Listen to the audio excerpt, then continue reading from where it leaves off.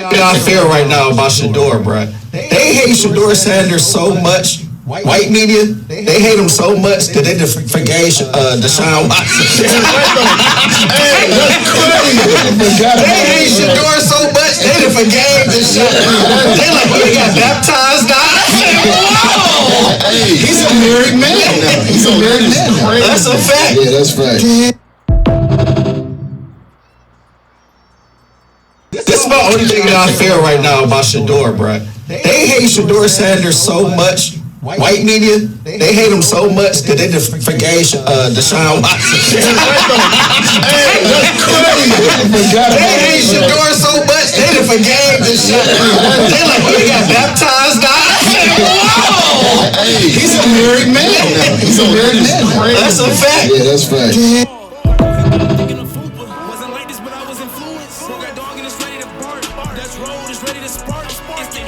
It's a crazy time. It's a crazy time in Cleveland, bro.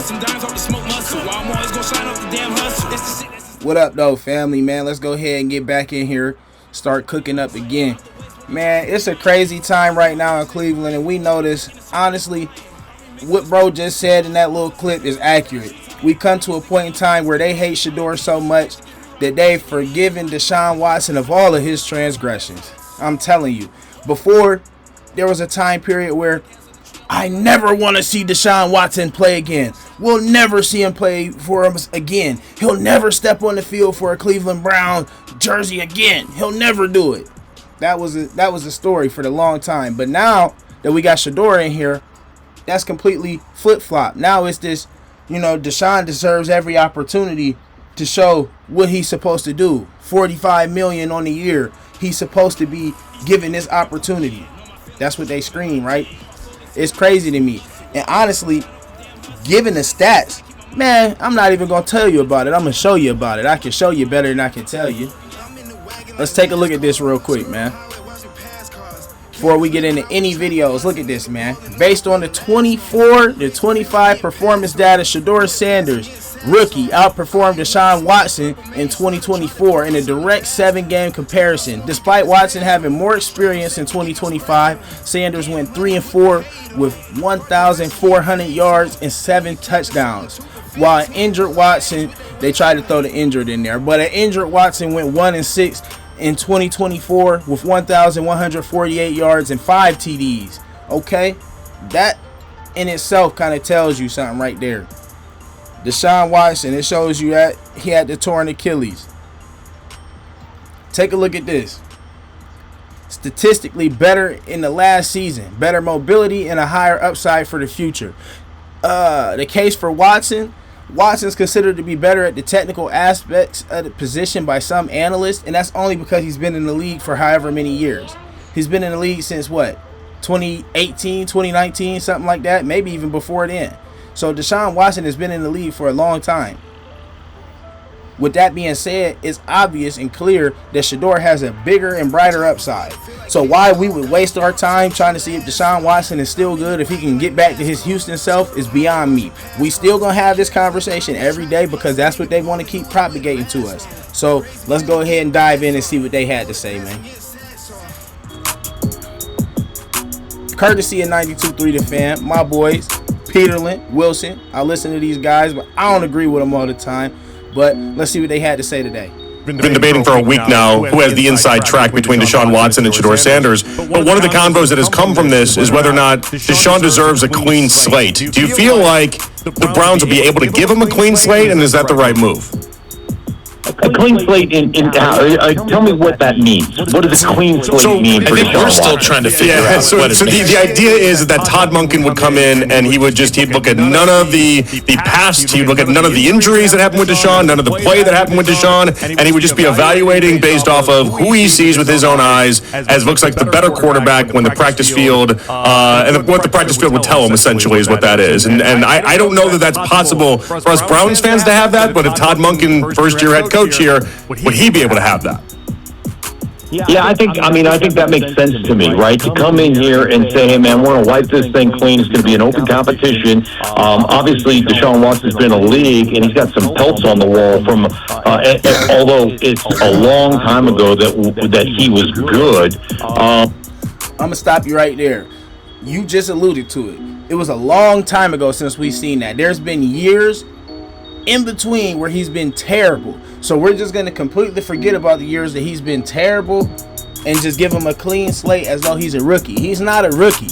So when we talk about a clean slate, yeah, because Todd Monken is coming in, everybody has a clean slate to a certain degree.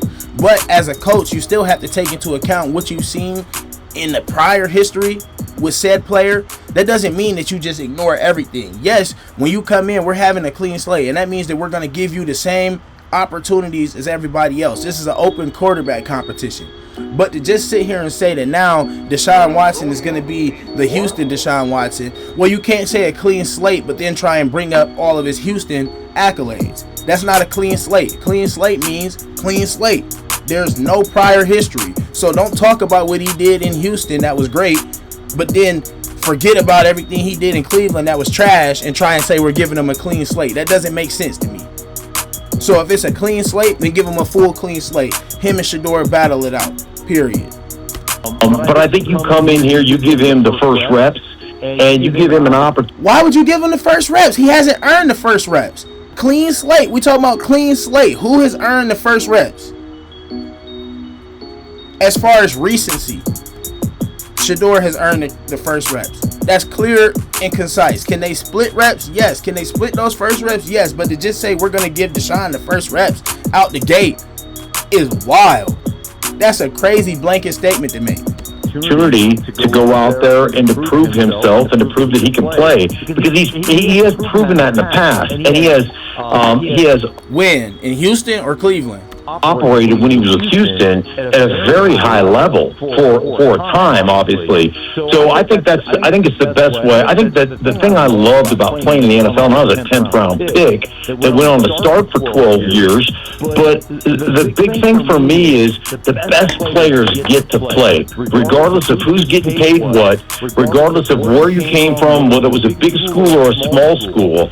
It's meritocracy, and the best players with good organizations, that's how they operate. Hey, if you're the best for that position, you get to play. And when I did a Cleveland game late in the season, out in Cleveland, watching him move, watching the movement skills of Deshaun Watson, and it was just individual, right? It was just him throwing in individual and him running boots in individual and all that stuff.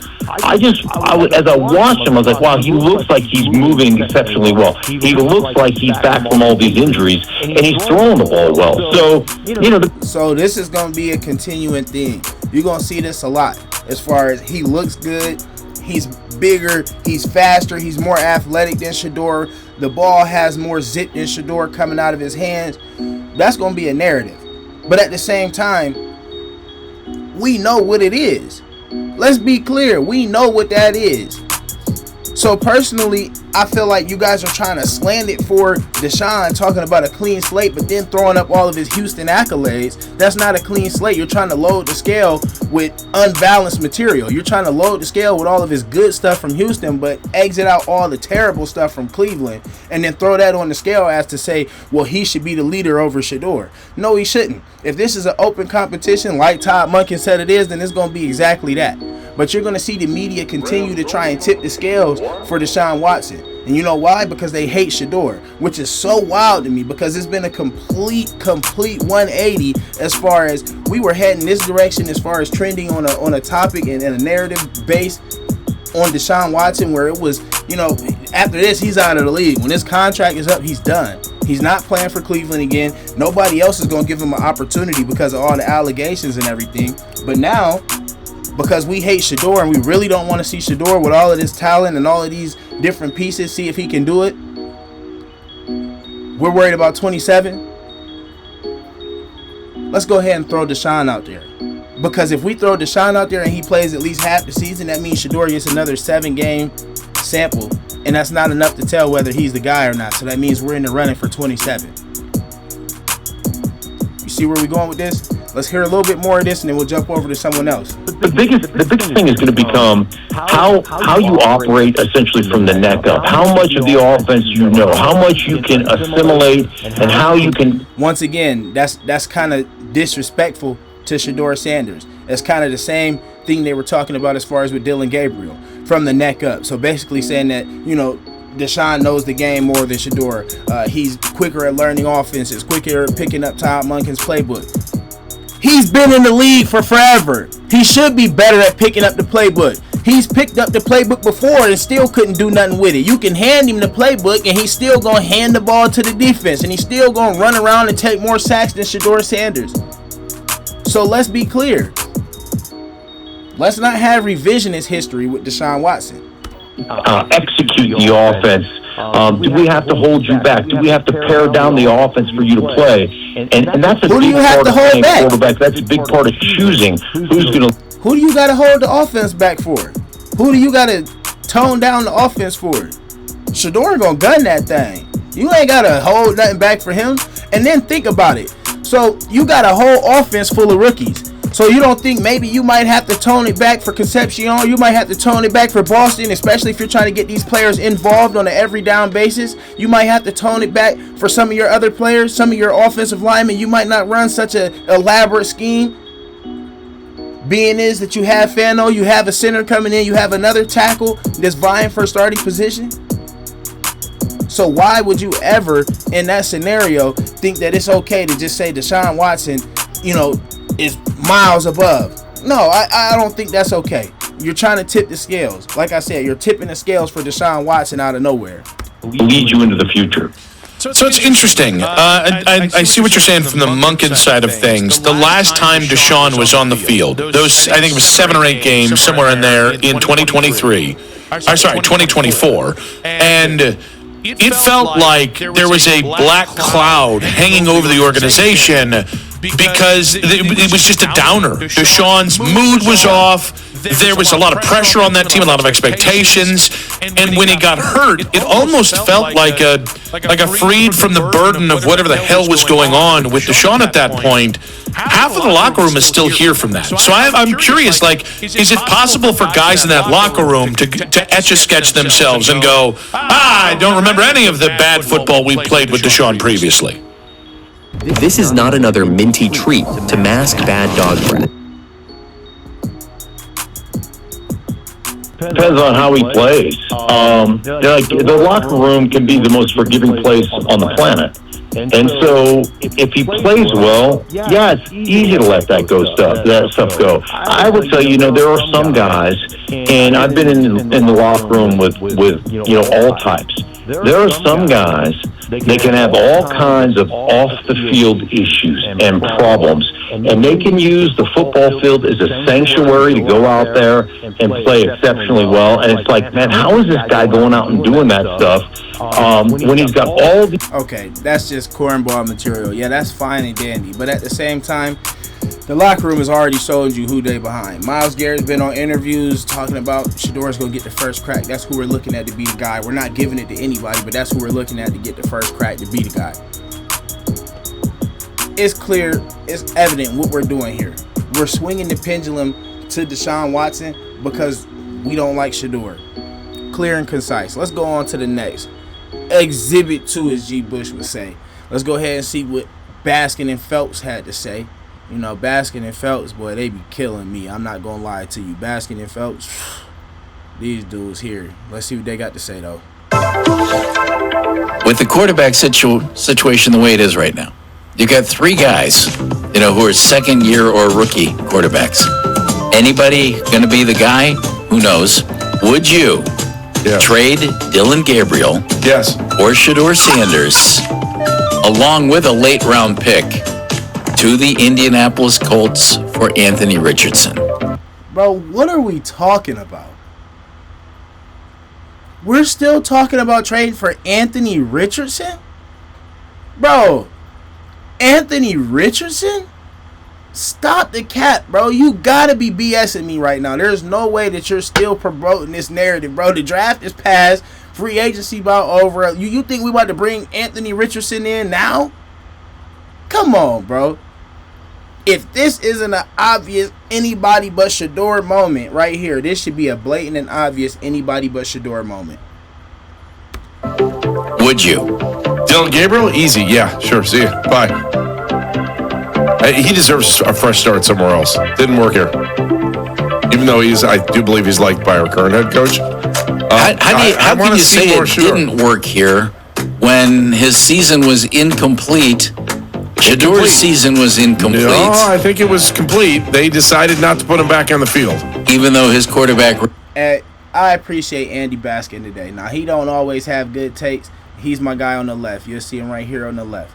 You know what I mean? Andy Baskin, you know what I'm saying? Today, you kicking game. You kicking facts. And I appreciate it. Dylan Gabriel, obviously, we know what that is. This dude on the right, my boy Phelps. I don't know what you on, bro. I don't know why you feel this way. I don't know what your game is or what your ulterior motive is for acting like this or being this way is, bro. But you got to stop, man. You got to stop, bro. You hear my guy in the back? He says stop. That's cap. Rating was significantly higher than Shador's. I'm not talking about ratings. They had a chance. Dylan Gabriel could have come back on the field after his concussion. They chose not to. All right, would you trade Dylan and a late-round pick to the Colts for Anthony Richardson? Sure, I'll do that. Would you trade Shador? No, I'm not. And a late-round pick for Anthony Richardson? No, I want to see Shador. Dano? I have enough projects. It feels like moving deck chairs on the Titanic. I would trade either one of those. You see how he's salty about it? Now listen to him. Listen to what he's about to say.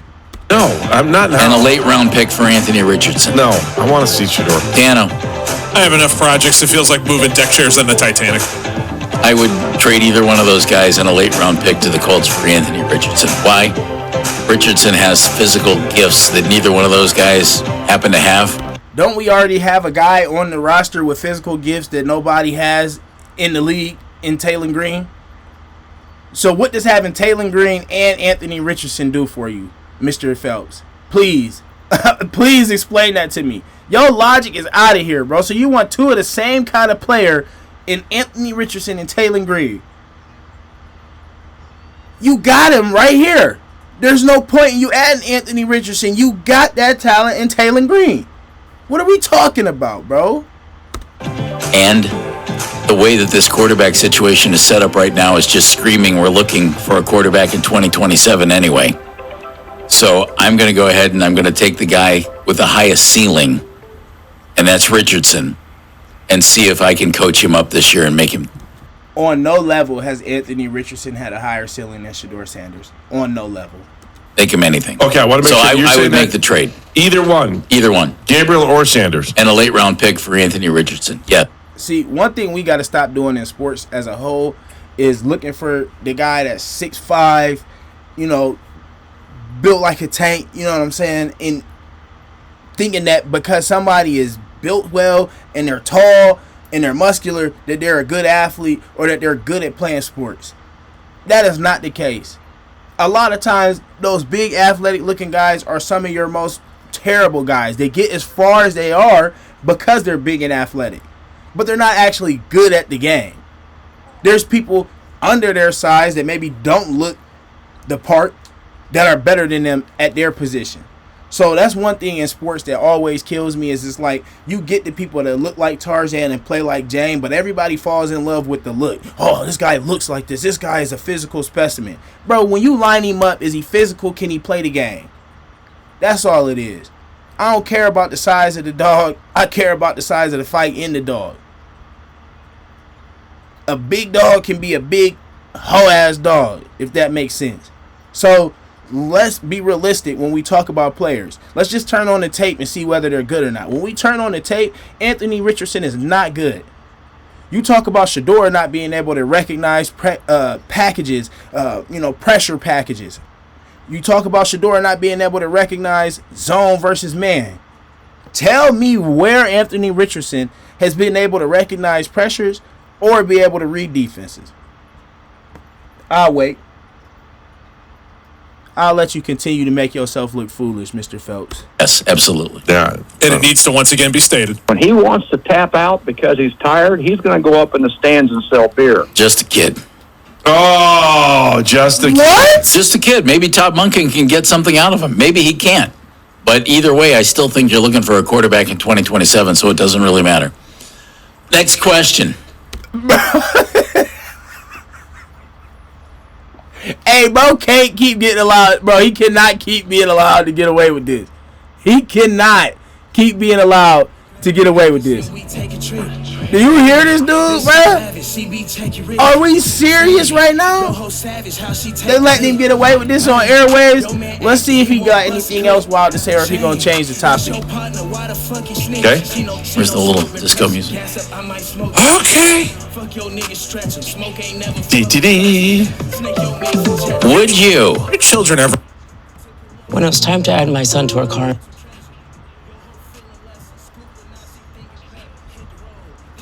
So when you think about it and you look at the fact that they're allowing Phelps to get on here and do this, nobody's really, I mean, they're combating him a little bit. But the fact that this is even a narrative that he's feeling comfortable enough to throw out like this is wild and ridiculous. You should never feel comfortable to just spew hate like that. Are you never happy? Would you? How many more miles till we get there? I'm the happiest guy you know. Would you Sitting in that chair. make a push to bring Joel Bitonio back? No! Yeah. Bro, what is over with? Next! Joel Bitonio wasn't good when we saw him last time, bro. We just revamped the whole line, bro. We're good. I want to know, the Browns this offseason have been pushing this clean slate narrative with Deshaun Watson. Do you think that is entirely possible to pull off, that in that locker room, in that organization, after 4 years of failure, going on 5, that Deshaun has a clean slate this offseason? Yeah, that to me is ridiculous. How can you undo what we've seen? He might have a. Finally, we got somebody with a clear mind. Dubbing back, DJ. Dubbing back real quick, though. Late this offseason. Yeah, that to me is ridiculous. How can you undo what we've seen? He might have a clean slate with the coaching staff because they didn't previously work with him, but the film doesn't lie, and neither do the results. What professional athlete gets a clean slate in anything these days when being evaluated by their play on the field? Look, you want to criticize Kevin Stefanski and rip his offensive design apart and say that he was part of the reason why Deshaun has faltered. Okay, that's fine. I'm not going to sit here and get into a fight over that. But guys, many of the things that have limited Deshaun Watson have to do with Deshaun Watson, in my humble opinion, no longer being a quality starting quarterback in the National Football League. I hope to God he proves me wrong. I hope this clean slate thing works out. But you don't get a clean slate. That's not how anything works. You have not performed up to standards. You haven't even performed up to half the standards thus far. And unless Todd Monken is a miracle worker, which he would be if Watson is a top 15 quarterback in the league, through 3 weeks of the upcoming season. But I'm sorry. The clean slate, get out of here with that. And there you have it. That's exactly how I'm feeling, man. Clean slate, get up out of here with that. I'm not trying to hear the clean slate narrative. I mean, don't get me wrong. I'm all in for an open competition. An open competition, the best man wins. I'm all in for that. But to sit here and try and act like we haven't seen you be bad at football year after year and not take that into account when seeing that, okay, Shador ended the season strong, game-winning drives, doing his thing, and the city seems to be behind him, the locker room seems to be behind him. We're not going to take that into account. One thing I have a problem with is the tipping of the scales for Watson. They already trying it. They already building it in. They already trying to tip the scales. He's going to look great in minicamp, guaranteed. There's going to be a million reports about how great Deshaun Watson looks in minicamp. Not hearing it. We've had those reports year after year after year after year. This is before Flacco. So, with that being said, don't allow them to tip them scales, man. Y'all let me know down below whether you think them tipping the scales is going to work. Let me know down below in the comments, man. Like, subscribe, the difference, man. We up out of here, though. We gonna catch you on the flip. Shit, that's inside, keep my mind right. Knowing Smokey gon' pop when the time's right. Let them boys be the block, get they limelight. Out the west, smoking gas, I'm with 9. Know they watching my page and they spying. Trying to break in the circle, they spying. I'm remixing the Sprite with the